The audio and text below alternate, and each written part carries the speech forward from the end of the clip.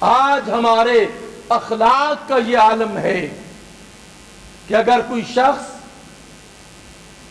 پانی کا بندوبست کرتا ہے، ساتھ پانی پینے کے لیے گلاس رکھتا ہے، ٹھیک اگلے لمحے دیکھیں گے کہ وہ گلاس وہاں پہ نظر نہیں آئے گا،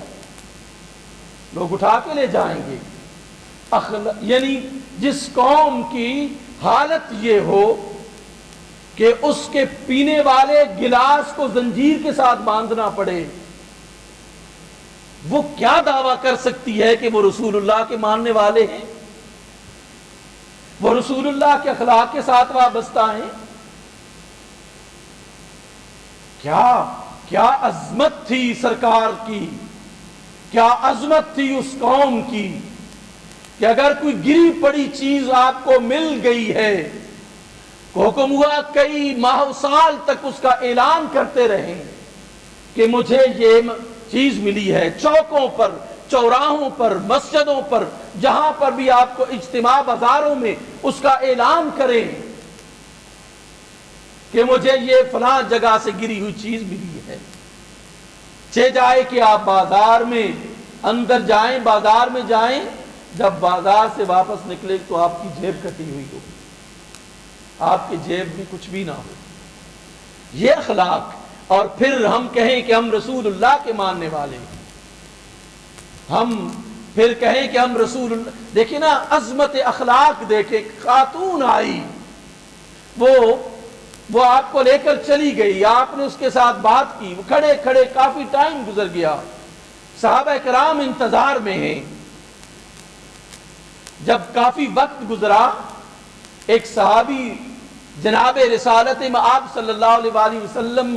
کی خدمت میں آئے، اللہ کے رسول یہ جو باتیں کر رہی ہے،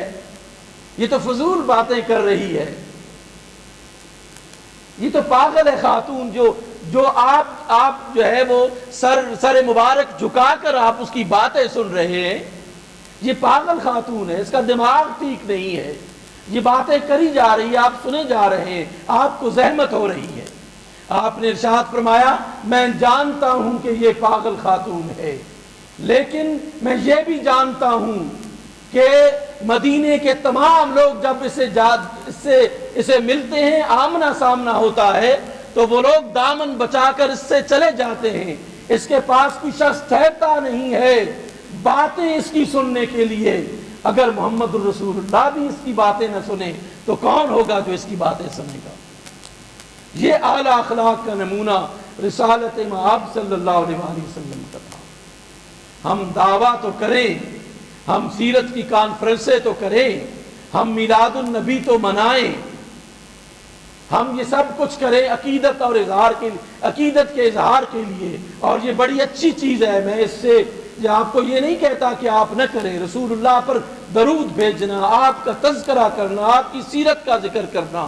آپ کی خوشی میں عید میلاد النبی منانا، یہ مستحسن اقدامات ہیں، لیکن سب سے بڑھ کر یہ ہے کہ ہم رسول اللہ کے اسوے پر عمل کریں، رسول اللہ کے اخلاق کو اپنائیں۔ چور چکار اگر ہم بن جائیں، پھر کہہ دیں کہ ہم رسول اللہ کی امتی ہیں، ہمارا کردار، ہماری گفتار، ہمارا کریکٹر بالکل ایسا ہو جیسے حیوانوں کی طرح کا ہوتا ہے، پھر ہم کہیں کہ ہم رسول اللہ کو ماننے والے ہیں، یہ دعویٰ درست نہیں ہے۔ آئیے اپنے اندر اخلاق پیدا کریں، اس ذات کو دیکھیں کہ جس نے کتنا بلند معیار مقرر کیا ہے۔ دنیا کا کوئی انسان ایسے کر سکا ہے کہ غریبوں، مسکینوں، یتیموں، بیواؤں کے لیے جس طرح جناب رسالت مآب صلی اللہ علیہ وآلہ وسلم نے زکوٰۃ کا نظام لاگو کیا، جس طرح صدقات کا نظام لاگو کیا، جس طرح آپ صلی اللہ علیہ وآلہ وسلم نے تحفے تحائف دینے کا نظام رواج دیا، کوئی ہے جو ہم میں عمل کرتا ہے؟ کوئی ہے جو اپنی پوری زکوٰۃ دیتا ہے؟ کوئی ہے جو اپنا صدقہ دیتا ہے سوائے اس کے کہ وہ پھنسا ہوا ہو؟ کوئی ہے جو اپنے بھائی کو تھوڑی سی چیز ہی صحیح بطور تحفہ ہدیہ پیش کرتا ہو؟ کتنے ہم لوگ ہیں جو اس سنت پر عمل کرتے ہیں؟ رسالت مآب صلی اللہ علیہ وآلہ وسلم تو مسلسل اور تسلسل کے ساتھ یہ کام فرمایا کرتے تھے۔ جب آپ کے پاس کوئی مال و متاع آتا مسجد نبوی میں ڈھیر لگ جاتا تھا مال غنیمت کا، لیکن جناب رسالت مآب صلی اللہ علیہ وآلہ وسلم اس وقت گھر تشریف لے کے جاتے تھے جب وہ ختم ہو جاتا تھا تقسیم کرتے۔ ہمیں وہ اخلاق اپنانے چاہیے۔ اللہ سبحانہ و تعالی ہمیں عمل کی توفیق نصیب فرمائے۔